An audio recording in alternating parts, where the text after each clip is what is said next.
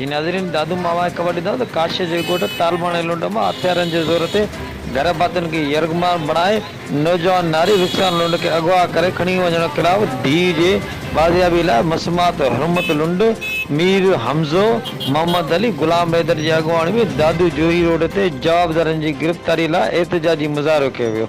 इन मौक़े ते मुज़ाहिर मीडिया सां ॻाल्हाईंदे ॿुधायो त 25 ॾियारा अॻु काशे जे ॻोठ तालबाणे लुंड में हथियारबंदनि तरफ़ां हथियारनि जे ज़ोर ते घर भातियुनि खे यरगमार बणाए नौजवान नारी रुखसाना लुंड खे अगवा करे खणी विया। नारी जे अगवा में मुलज़ 6 ॼणनि मथां हद जे ताणे ते केस दाख़िल हुजण बावजूदि पुलिस गॾी रिश्वत एवज़ अगवा में मुलज़ बासर ख़िलाफ़ का कार्रवाई न पई करे। जवाबदारनि जी गिरफ़्तारी लाइ एहतजाज करण ते पुलिस तरफ़ां असां मथां कूड़ा केस दाख़िल करण ऐं रिक्वेस्ट जवाबदारनि सां गठजोड़ करे ख़ामोश करण ऐं केस तां हथ खणण लाइ धमकी ॾिनी पई वञनि।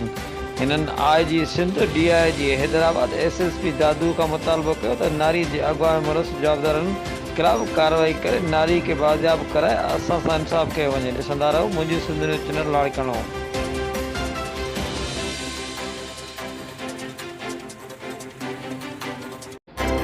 मुंहिंजी सिंध।